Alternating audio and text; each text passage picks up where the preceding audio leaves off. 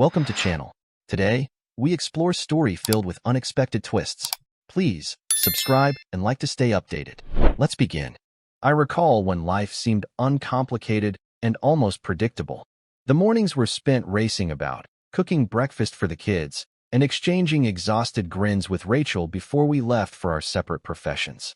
We'd exchange hasty kisses that were more habitual than passionate, but at the moment, that comfort was sufficient. Weekends were our respite, park adventures with Lucas and Sophie, or quiet movie evenings that ended with us fainting on the sofa. It was a pattern we had developed over the years so flawlessly that I hardly realized how complacency had crept in. But beyond the surface pleasure, there were cracks, minor ones that I swept aside. Rachel let out a weary sigh as she realized I was not paying attention, a shared look that seemed somewhat distant. I put it up to stress, or even ordinary exhaustion, assuring myself that it was only a bad period. Yet, deep down, there was an aching, an awareness that our comfortable environment was not as solid as I had assumed. I couldn't escape the sensation that change was on its way, waiting for the perfect time to upend what I thought I knew. We seemed to be a typical suburban couple in our early 40s, juggling fulfilling professions with the pleasures of family life.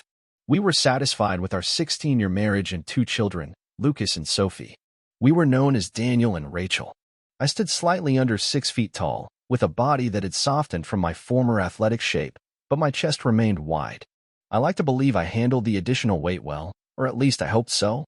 Rachel, a slender blonde, stood 55 without heels, with an impressive 34C-31-36 figure that I still admired.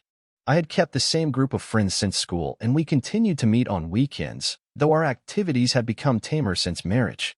While we still enjoyed sports, our gatherings shifted to couple-oriented social evenings and regular outings. Rachel often spent time with her best friend Jenna and her mother, Linda. Jenna, Rachel's bridesmaid. When Rachel and Jenna went out, I would stay home with the kids, something I genuinely loved.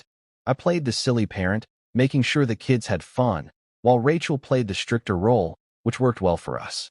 Rachel's behavior had changed recently, and while I carefully tried to ask about it, I couldn't figure out why sometimes she felt anxious about money, wishing for a bigger house and lavish vacations. My focus was more on the kids and social life, and I picked up extra shifts to help fund these plans.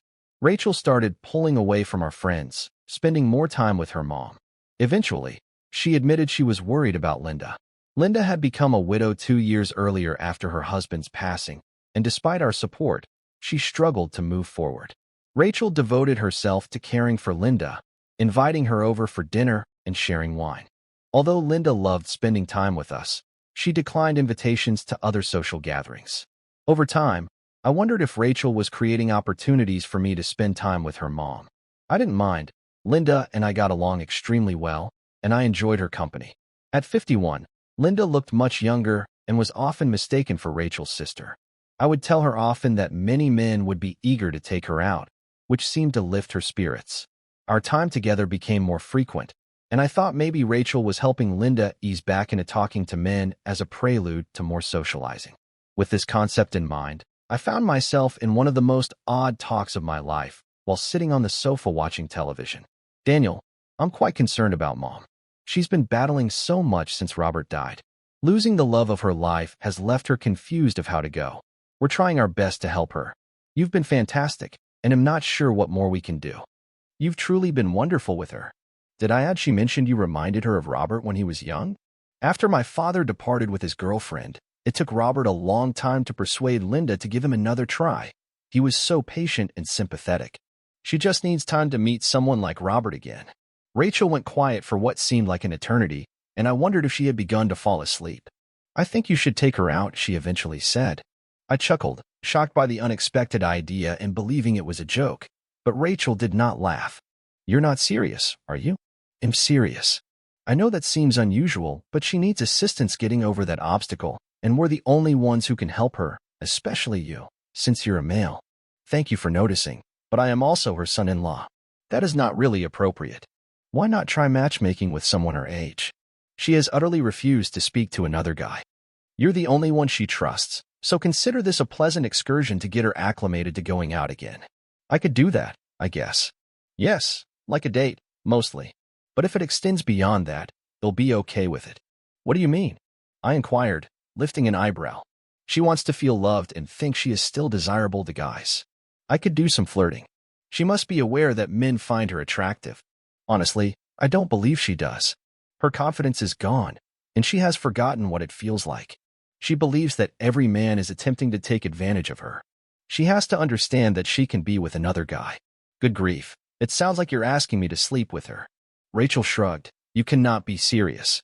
She's your mother. Don't tell me you aren't drawn to her. I've seen the way you look at her, and you two get along well. All I'm saying is that I'll be okay with whatever happens. I guess you wouldn't mind if I was disloyal to you? It is not cheating if I recommended it and was aware of it. I see it as an act of love. It's safe because I know you both love me and will return to me. And does your mother know about this insane plan? Rachel shrugged again. We've already spoken about it a lot. I believe she is warming up to the concept. This is just crazy, I remarked, shaking my head. I understand it sounds strange, but please think about it. Do not dismiss it outright. Rachel was on top of me, kissing me urgently and pulling me into her. We discussed it at length, and Rachel remained steadfast, saying she was comfortable with whatever happened. My initial resistance to the idea gradually faded, and I had to admit to myself that I found Linda attractive, with her long auburn hair, deep brown eyes, and curvy figure. She was a beautiful woman with a wonderful personality. Helping although I was married, it was my wife who suggested it. The idea of spending time with an attractive woman for a good reason, with my wife's consent, seemed almost too perfect to be true. I eventually agreed to meet Linda for a drink in a neutral setting, away from Rachel, to discuss things. We made small conversation and ordered beverages before I had the nerve to broach the main matter. Linda, Rachel said she was okay if we wanted to go out more. How do you feel about this? It seems awkward, because we have always gotten along so well. So maybe it will work. To be honest, Daniel, I want things to change. I'm so lonely, but trusting a guy is difficult for me since my former spouse treated me so badly. She seemed to be ready to weep, so I leaned closer and held her. The aroma of her perfume and the warmth of her body took me off guard. Instead of delving further into her suffering, I attempted to lighten the situation. Well, I'm pleased to spend time with you, and I suppose we could call this a first date. It isn't that horrible, right? Linda's scowl softened into a warm grin. Thank you, Daniel. It is not horrible at all. I already feel better. We ate together and spoke casually, which made me feel at ease enough to ask Linda additional questions about her life and her relationship with Robert. Linda was just as open and engaged as she usually was. If we continue with this, is there anything particular you want from it? I asked. I haven't dated for about 33 years. She said, I'm not even sure I remember how. You can trust me. You're excellent company. You just need to be yourself. You're really handsome and deserve to start living again, rather than simply getting by. Anyway, you seem to be doing just fine tonight. That is incredibly nice of you. I feel at ease tonight since I'm with you. We're buddies, and you're pleasant to speak with. Well, if you want, we can keep going out and see if it helps you gain confidence. It shouldn't be too difficult. Linda, you are a lovely lady, and you will soon be turning away suitors left and right. We had a few lunches together, each one easy and enjoyable. I took Linda home, and as I was ready to say goodbye, she leaned over and kissed me on the lips. It felt weird, but it also shot a shock through me like lightning. I am sorry, Daniel. I've wanted to do it for a long. I just couldn't hold back any longer. Don't apologize, I murmured, moving in to kiss her properly. It was a long, passionate kiss, and when we finally drew apart, I remarked, wow. Are you sure you want to keep on like this? Linda nodded. Yes, it feels right and good. And are you willing to take things further? Are you inquiring about intimacy? She spoke softly and invitingly. I gulped, attempting to maintain eye contact. I suppose I am. I would want us to be intimate. I've discussed it with Rachel, and she totally supports it. It was even her idea. I felt a thrill of excitement, not only because Linda was lovely, but also because her frank, direct manner piqued my interest. It was clear that I was the one catching up among the three of us. Would you like that, Daniel? Do you want to be with me? I couldn't deny it, Linda, but I'm not sure that's the best thing to do. This seems right to me. I don't trust many guys, Daniel, but I am a woman who still seeks connection, and I am pulled to you. I am sure we would like it. I couldn't help but observe her chest rise and fall as she breathed heavily, which heightened my awareness. Linda grinned. Look as much as you want, Daniel.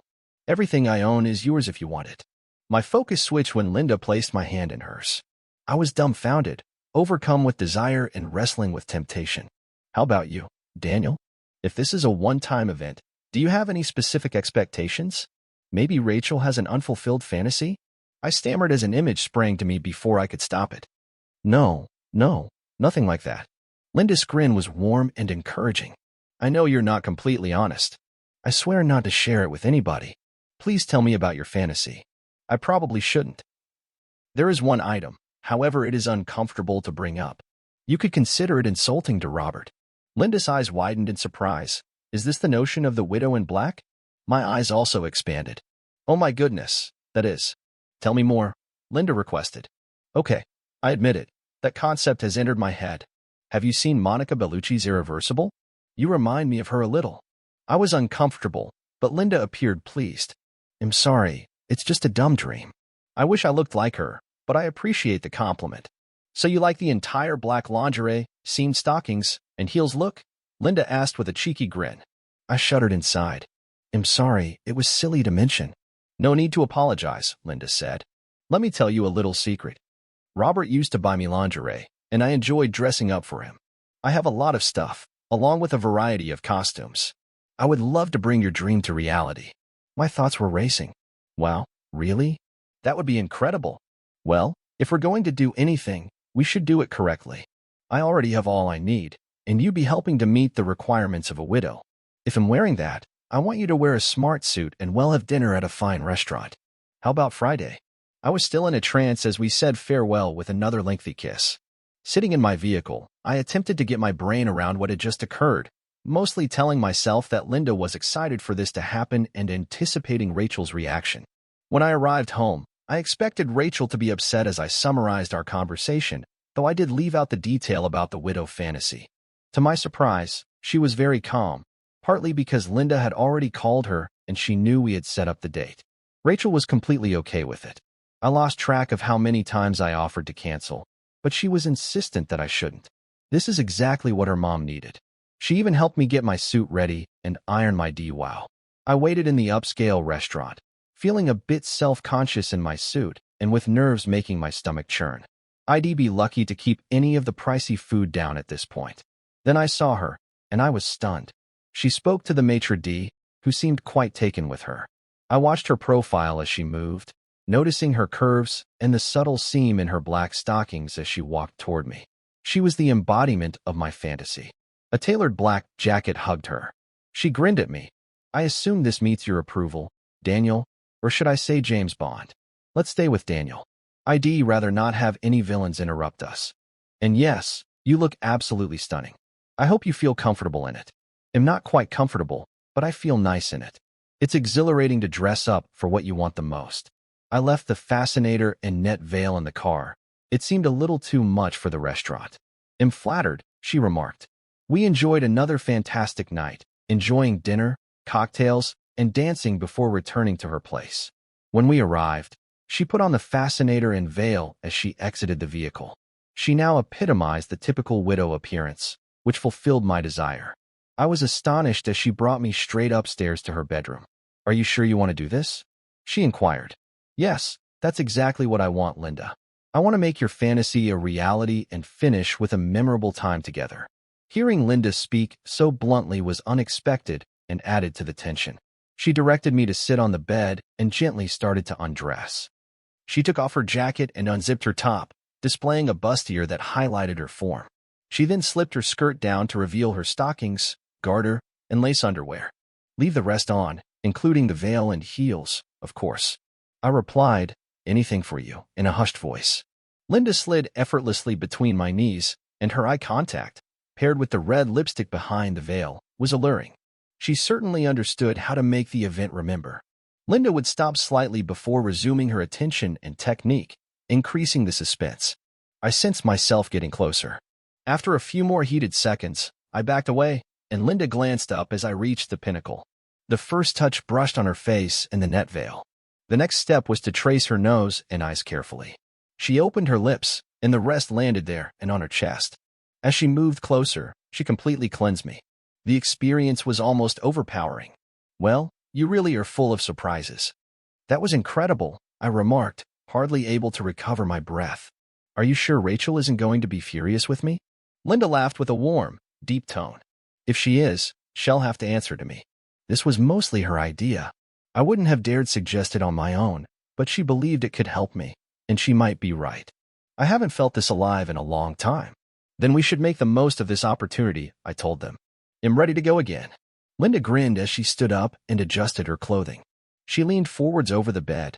Why don't you fill me up with that amazing body of yours? Don't worry, I'm going to give you exactly what you deserve. I positioned myself at her entrance, gradually pushed forward and felt the heat as I entered. Linda moaned, and she felt so tight that I hesitated for a time, allowing her to acclimate before moving in a moderate cadence. I reached around to cup her chest with one hand as the other found her sensitive place, causing her to jump slightly before she adjusted to the feeling. The sensation was wonderful. I grabbed her hips and added a few small slaps, admiring how her suspender belt danced with each thrust. I could tell she was about to attain a violent climax because her body was trembling and twisting. That drove me over the line, and I surrendered to her as she crumbled under me. When I finally drew away, I saw the remnants of our passion flowing down her thighs. We slumped, gathering our breath as I lay on her back. Wow, I didn't realize how much I needed that, Linda said, her voice breathless. I plan to keep you busy all night, she joked. We continued into that night and into the following morning.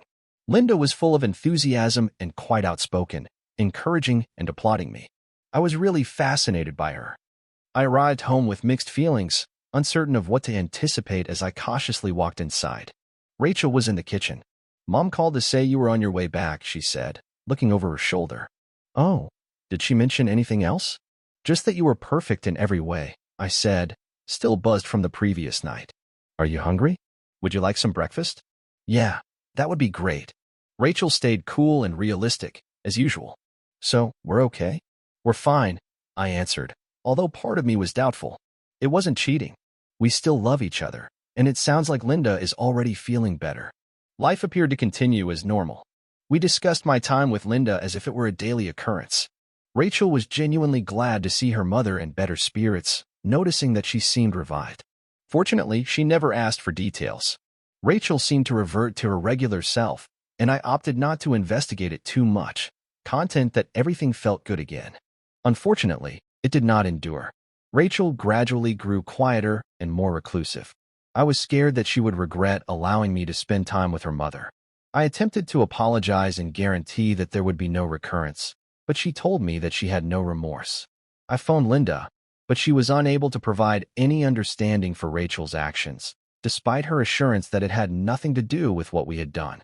Rachel had even asked her mother about our time together, and she seemed really delighted with how things went out. Despite my attempts, the sensation of distance between us lasted for weeks. I did everything I could think of to win back Rachel's favor. How did it all start? It was a question that kept running through my thoughts. When the kids became older and less reliant on me, I began hanging out with my closest friend Jenna. We sometimes met up with my nieces, Emma and Chloe. We could only do this once every few weeks when our schedules allowed, but I always had a terrific time. The females were young, energetic, and we all got along well. Jenna was always upbeat and could talk to everyone, making the nights even more pleasurable. Both of my nieces were lovely and garnered a lot of attention, but I was startled to find that part of that attention was also aimed toward Jenna and me.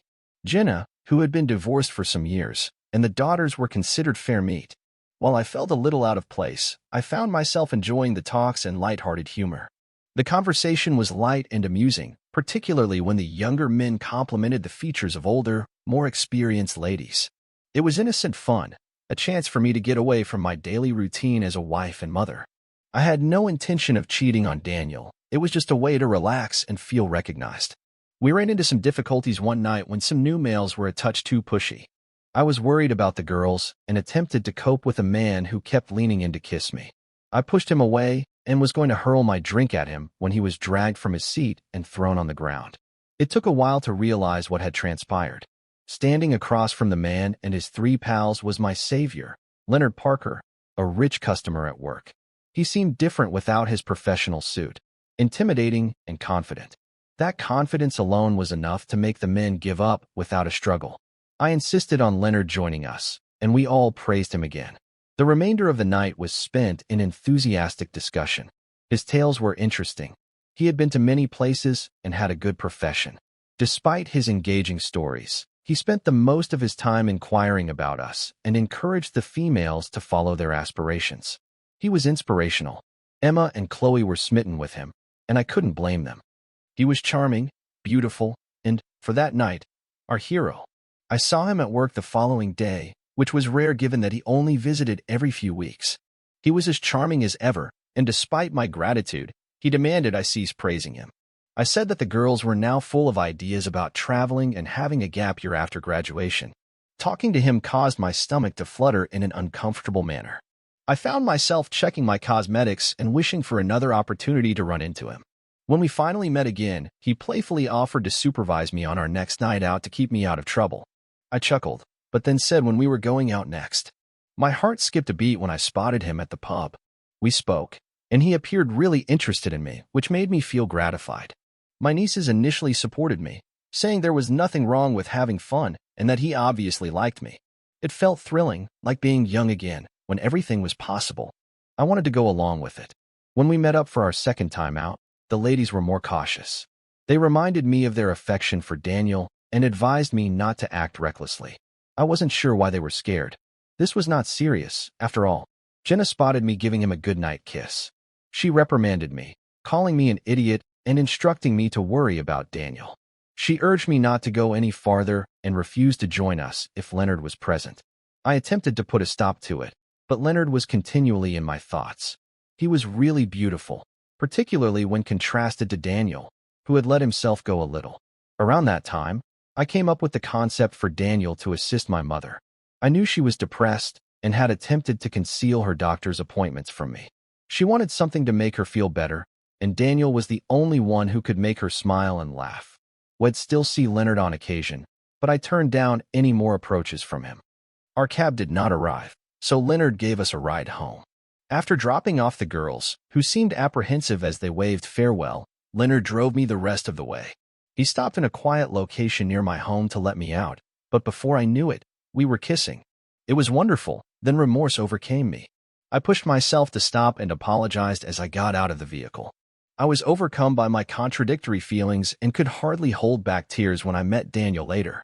I continued denying Leonard's invites, but my willpower weakened. I began telling myself that seeing him for a drink would not harm. Then he surprised me with an invitation to my favorite singer's performance, which included a backstage pass and a private meeting. I had spent weeks attempting to acquire normal tickets without success. It was something I had always wanted to experience. That invitation coincided with my choice to urge Daniel to spend more time with my mother. I did it mostly for her, but I couldn't deny that the thought of having a safety net had an impact on me. The talk did not go as I had planned. Daniel remained infuriatingly calm. "Who is it, and why do you want to do this, Julia?" was the response. I attempted to be ambiguous about what I expected. "Daniel, I love you completely. This is just a one-time opportunity. It's mostly about the concert on Friday and maybe a chance to share something unique. The person doesn't really matter. You don't know him." I couldn't tell him the truth. A rich, attractive customer from work made me feel like a teenager in his company.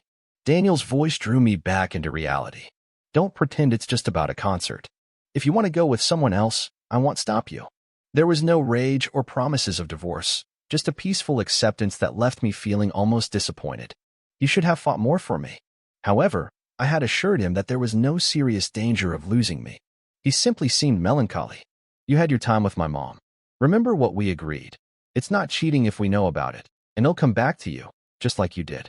You practically begged me to do that, and we both had choices. You're not giving me any choice here." The next several days were calm. We rarely spoke, and Daniel kept himself occupied. Still, he hadn't departed or made any demands, which I saw as a good indication. Walking cautiously down the steps, I could feel Daniel's gaze on me. As I dropped, the slit in my new dress exposed my thigh, and I attempted to hide the tops of my stockings with my strappy shoes. Daniel glanced at me with disgust. "You're certainly putting in the effort for him. Too bad you don't put the same effort into us. Are you really sure you want to do this?" I nodded. "You had your moment, and I think I deserve the same." Daniel turned and walked away, without saying anything more. I interpreted his quiet as acceptance and chose not to pursue him about how he felt. It was best to avoid provoking him. I departed, telling him that I would be back by midnight. The music was fantastic, as was the Michelin-starred supper beforehand. The closeness that followed was enjoyable, albeit not exactly what I had planned for. The excitement was more in the prohibited aspect of it. He understood what he was doing, yet it seemed scripted and lacking in genuine feeling. There was no intensity, and physically he was identical to Daniel.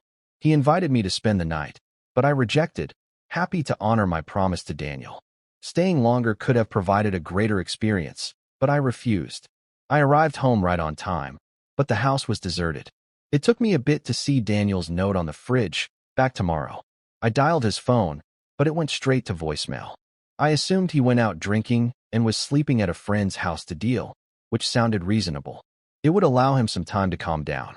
I went to bed and couldn't sleep. When I was restless, I'd snuggle up to Daniel and immediately fall asleep. By 5 a.m., I had given up and got out of bed. By 10 a.m., I had cleaned the majority of the home to keep myself occupied. My thoughts raced as I tried to think out what to say to Daniel. He eventually arrived home at 11 a.m., and he didn't seem hungover. "I'm sore," he said as he went by me. "I don't want to hear it, Julia." I'm moving into the spare room. "I love you more than anything," I replied, speaking to his back as he went into the kitchen. I followed him, ready for him to inquire how my night had been. I had all of my replies prepared. It was nice, but not like what we had. No, he wasn't bigger. It was just a one-time thing, and there were no feelings. I still loved you, Daniel, and only you. But the questions never arrived. He remained quiet, getting himself a cup of tea, and without offering one to me. Finally, I had to break the stillness, even if my effort wasn't very spectacular. "Are you okay?" Daniel stared at me as if I had lost my mind. "I know last night must have been hard for you." "I'm sorry." He lifted his hand to stop me. "No, you're not. This was all planned and intentional." At a loss for words, I exclaimed in irritation, "Where did you go? That's the first time you've shown any interest in me. Everything has been about you." "I went on a date. I stayed the night." "What? Are you serious?" I questioned, experiencing a wave of surprise. "Don't worry. It was good, actually. Great, even. I have some feelings for her, but it's not love." When my own planned justifications were repeated back to me, I snapped. "You jerk. Who did you sleep with?" Daniel's stare sent shivers down my spine. "Not your mother, if that's what you're asking." "No, it can't be true," I said softly, unwilling to accept it. "She wouldn't do that. She's my mom, and you'll confront her about this," I shouted, my voice quivering with rage. "Like you confronted me about Leonard Parker?" Daniel's comments struck me like a blow in the stomach. "How do you know his name?" "I know him. Or rather, I know his wife. We've talked quite a bit over the last few days. He's married, Julia, 12 years apparently." She mentioned hiring investigators, photos, and divorce during a call yesterday. "Oh, and something about taking him to the cleaners this time." I stood paralyzed, trying to comprehend everything. "What do you mean this time?" Daniel groaned, and a bitter chuckle escaped his lips. "Come on. You didn't think you were the first, did you? Not even the fifth, from what she says. This is a mess." I couldn't find the words to answer. My thoughts were in turmoil. "I'm sorry, Eric. Can we move past this?" I begged. "I didn't cheat, Julia. You knew about it. So it wasn't cheating when you set me up from the start so you could be with him," he stated fiercely, pointing to himself. "Was that the arrangement with your mom? A setup planned by you that I fell into without knowing?" I was staggering from the weight of it all when something sharp inside me shattered. I called my mom. Furious. "How could you? Mom, wake up. What did you expect Daniel to do while you went off with a lover and rubbed his nose in it?" Daniel stayed still, but I could see the hatred in his eyes growing. "It's better he was with me than someone else, or out drinking, or looking for your lover to get revenge. At least I could speak positively about you." I clenched my fist. "How was he emotionally? I mean, how do you think he was?" "Devastated. He seems to know far more than you realize." "Did you set this up just to have an affair?" Daniel's remarks cut deep, but I couldn't deny that a part of me was beginning to feel the repercussions of my actions. It wasn't really about me, was it? It was Mom. I hesitated, attempting to collect my thoughts, which were scattered. "I thought Daniel would help you. I didn't know things would go this way with Leonard." Daniel shook his head and stared at the floor. "I'm not sure I believe you. And Eric probably won't either. And by the way," I said, my voice softening, "what are you thinking? Eric is amazing in bed, really. It felt like our intimate life had become routine. Daniel turned aggressively at me. What are you talking about? Then I paused. The idea started to dawn on me. You need to step it up, girl. He wasn't routine with me. Quite the opposite, actually. He's very attentive and adventurous. I've never known a man to be so considerate or enthusiastic about certain things. I looked at Daniel's face intently, and the disappointment in his eyes was clear. Mom, please. Too much information. I ran my hands through my hair, urgently trying to make sense of what I'd just spoken. Daniel was quiet for a time, and then he said again. Eric started spending more and more time out of the house. I figured out he wasn't out drinking or moping, but was actually going to the gym every night. One weekend, he dusted off his old road bike and began going for longer rides. He said it felt great, made him feel healthier and more focused. He even joined a cycling club and started meeting people from different backgrounds who shared his newfound passion. I turned aside as Daniel proceeded. He reconnected with his friends, getting back into sports and hiking, along with social activities. I found myself missing him, missing the comfort of our conversations and cuddles. I needed the support of my strong, steady husband. I was trapped by my own mistakes, and I didn't know how to fix things. He took a little break before continuing his speech. We almost bumped into each other at the bathroom door. Eric had just taken a shower and stood there with a towel wrapped around him. He looked great, better than I remembered. The weight loss hadn't taken much, given his active job, and he looked toned. I felt an unexpected wave of attraction, which hit me hard. I wasn't sure what to say or how to respond. Everything seemed so convoluted and twisted. The guilt sat heavy on me, and I realized that maybe I did not want to lose everything. Perhaps this was the wake-up call I needed. You look really good, I added, trying to keep my voice calm. I only said you were a bit overweight. You don't need to be at the gym all the time. One of the reasons you slept with another man was because I was fat, Daniel remarked, his voice piercing through the air. Well, your exact words were pudgy, weren't they? I cringed within. I did not intend it that way. I'm sorry. I said it. It was as if he hadn't heard me. His speech had an edge, conveying a suppressed rage. But you were right. I wish you'd said something sooner. We could have worked on it together. But now, I'm doing it for myself, not for you. He pushed by me and locked his bedroom door. The therapy began in the normal style, with the question of what we hoped to accomplish. I responded, I want to repair the damage in our relationship, rebuild the trust and love, and get back to how we used to be. Okay, we'll look into that further, the counselor stated, turning to Daniel. And you, Mr. Edmonds? I want a partner who respects me, someone I can trust. I was relieved.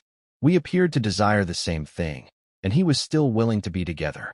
I already respected him and felt I could regain his confidence. Then Daniel proceeded. But I don't want to go back to the way things were. It would be foolish to repeat the same mistakes that got us here. Julia called me fat and lazy, and that lack of respect allowed her to cheat. As for trust, I don't know how I could ever feel that again. The counselor inquired if I wanted to answer. I was surprised, struggling to understand his remarks, but I was able to respond.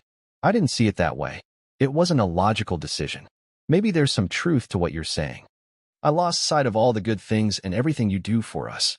But I never stopped loving you. Maybe you do love me, but you made it clear you weren't attracted to me, Daniel said, his voice filled with pain. That is not true. I am attracted to you. You look fantastic. I hesitated, my mind racing.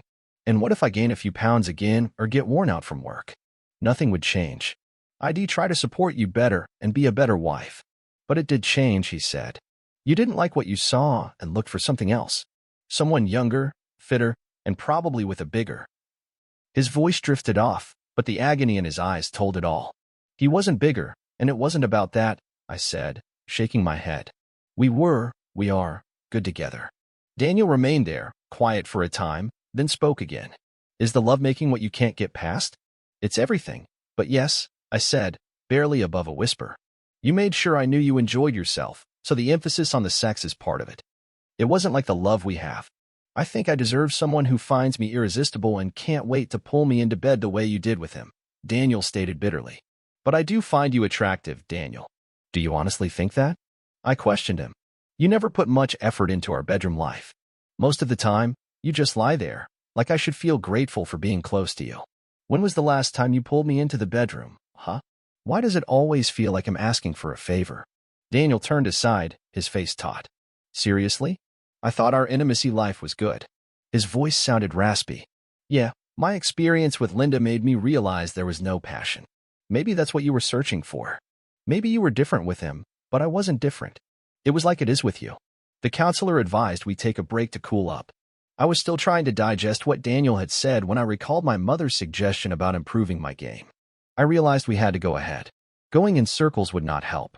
They'll keep saying this. Daniel, I'm sorry. I will never do anything like that again. It was selfish and foolish, I grumbled. Yeah, but I bet it's a memory you'll want to hold on to, your guilty little secret. Or will you share it as fond stories and jokes with your friends? I wouldn't do that, I muttered. I just want to move past it. We can't keep hurting each other. I want us to really come back together. Daniel hesitated, evidently considering something. I'm not trying to hurt you, but I need to focus on what's right for me, not just for you. In some ways, you were right. I don't like who I am, and I need to figure that out for myself. How can you think that? I inquired, shaking my head. You're the best man I know. Strong and caring. Daniel gave me a resigned expression. I didn't mean any of what I said. I was looking for excuses. It's my fault you feel this way. Let me help fix it. Maybe you could have before, but not now, he answered softly. You're making it harder, not easier. I need to respect myself first. A lot of my strength came from being with you, and maybe I became too dependent. Please don't say that, I said, my voice cracking. I'm still here, and I would do anything for you. I never thought it would come to this, Daniel remarked gently. The sessions did not help. He couldn't get over what I had done. That was challenging enough, but what stung the most was his inability to let go of what I had said to defend my conduct. I did find you attractive and respected you, but you refused to believe it, I remarked through tears. I still don't really get why. I can blame being a mother, boredom, or losing sight of things, but the truth is the opportunity was there, and I wasn't strong enough to turn it down. Daniel gazed at me, his expression filled with pain. That's a terrible reason to end a marriage. I can't forgive you. We're done. I want a divorce. The truth of the situation became clear, and I understood I was losing this war. I understand. I'm really sorry. I still love you, and would do anything to stay together, but I see that's not possible now. Daniel glanced at me, confused if I was bluffing or really letting go. So you win. You had your fling with the rich guy, and now you're free to run off with him. They'll be stuck living in a tiny place, barely able to afford it, seeing my kids once a month. And you'll probably make even that difficult. What did I ever do to deserve this? I would never do that to you, Daniel. I still love you. They'll agree to whatever you need financially. You're a great dad, and they need you now more than ever. You could see them whenever you want. I stopped to collect my thoughts. I know this is all my fault. Those statements seemed to take Daniel off guard. He was perplexed, nodding with confusion. I agreed to go along with anything Daniel wanted, even initiating the divorce. I would obey but not fight too hard, and I was determined to remain friends with him. I hoped that his fury would subside with time. If I handled the separation right, I may be able to win him back. Daniel was a kind guy who stayed fair during our early split. I remained in the home with the kids, supported by his money. He got visitation every other weekend, but I encouraged him to spend as much time as he wanted with the children, which he much loved. I was determined to be strong and endure, even if it meant divorce. I was independent and handsome. I continued in contact with Leonard, who was on the verge of divorce and attempting to mitigate the consequences. He wanted us to be together. At first, I saw him as an improvement over Daniel, but that notion was dashed when I discovered he was married, reducing him to a backup choice at best. Leonard's situation deteriorated rapidly. His arrogance and superiority came out quickly, and it was no surprise that his wife welcomed me. He didn't have as much money as I imagined, and he stood to lose the majority of it after the divorce. Who has 5 children these days, anyway? Leonard quickly seemed to be a poor replacement for Daniel, which made me realize how much I had taken for granted. I had forgotten how much I needed Daniel's gentle reassurance and emotional support. He was quite calm and never grumbled about anything I offered. Daniel and I managed to stay on good terms and cordial. I saw he still looked at me now and again, so I dressed to attract his attention more. One night, I spotted Daniel with a bunch of buddies we used to hang out with. I kept looking over, but he hadn't seen me yet. He was as reticent as ever, yet when he talked, everyone listened and laughed, effortlessly elevating him to the center of attention. He looked great, slimmer, tanned, and as if he had gotten some fashion guidance from a lady. I questioned how I had previously concentrated on the downsides and little annoyances while ignoring the positives. I missed so much about him, including his unshakable support and unconditional love. And, really, he looked fantastic sitting there. When he walked to the bar for additional drinks, I mustered the bravery to approach him. "Hi, Daniel." He seemed astonished but immediately controlled himself. "Hello, Julia.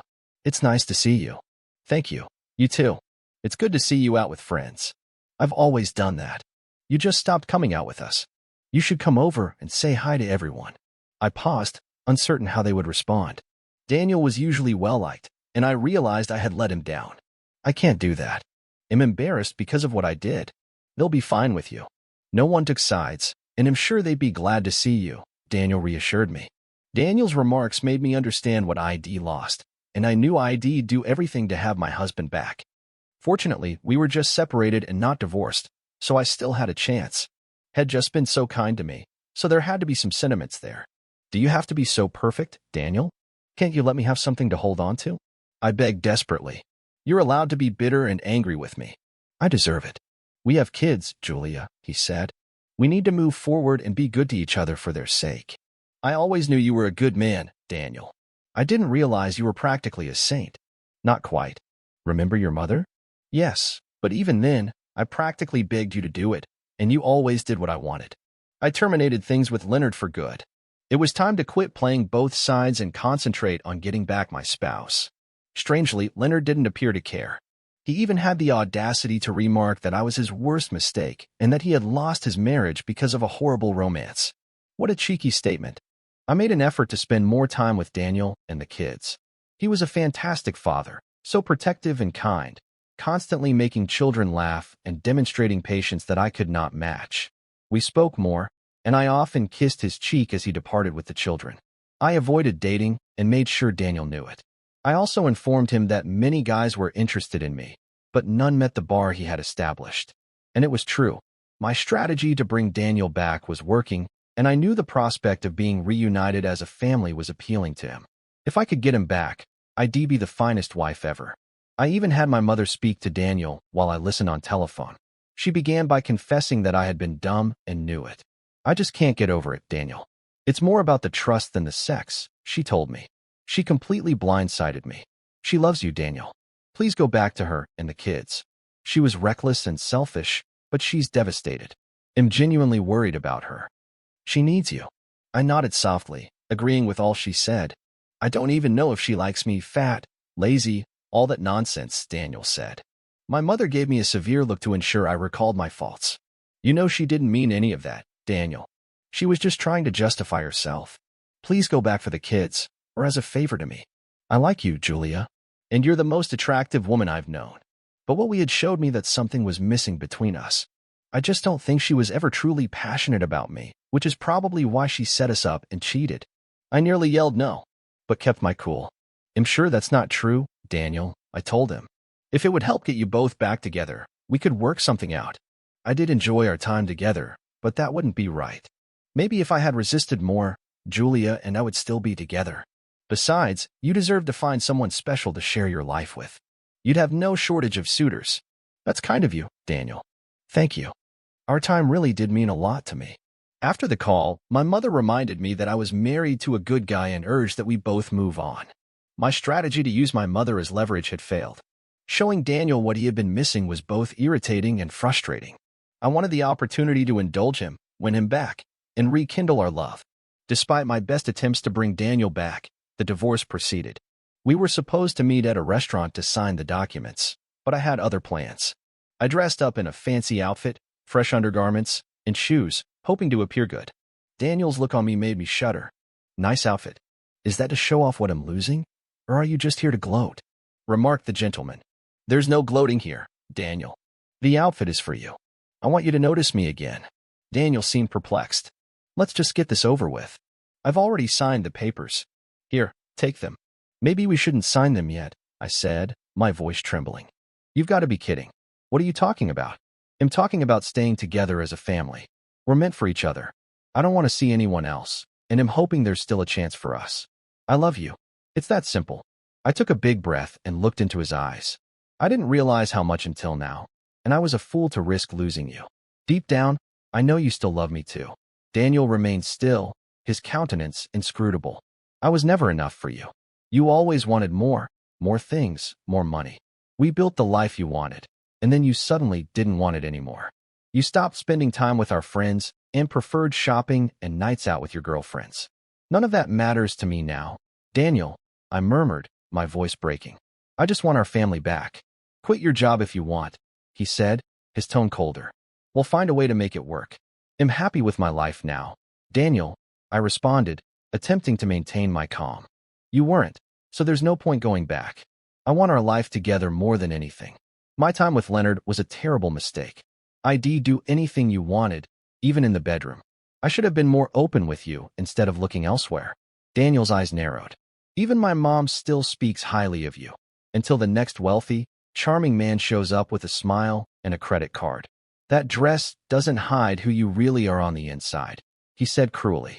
The criticism hurt, but I tried to keep my emotions under control. That won't happen, Daniel. Neither of us is seeing anyone, and I know you're still attracted to me. Who says I'm not seeing anyone? Daniel said, I'm taking Jenna out tonight. We've been spending time together, but she wanted to wait until these papers were signed before going any further. Jenna? I whispered. My friend Jenna? You can't be serious. Oh, I'm serious. We've been talking since before your fling.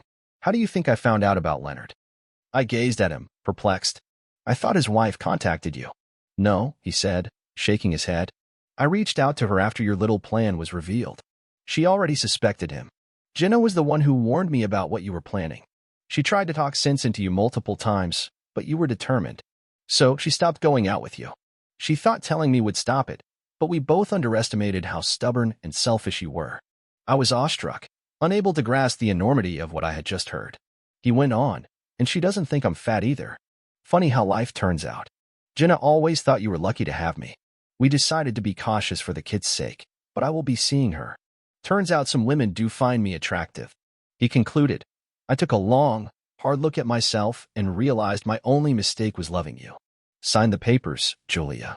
We're done. The divorce went through, and there was nothing I could do to prevent it. I often saw Daniel and Jenna together. They seemed truly happy, and my children loved her. She was always entertaining. I tried to be pleased for Daniel since he earned it, but it's difficult not to think it's unjust. He should be mine. Maybe if I continue to be nice, I'll find my way back to him eventually. Thank you for watching. Do you believe Daniel and Julia can repair their relationship, or is it too late? Please let us know in the comments.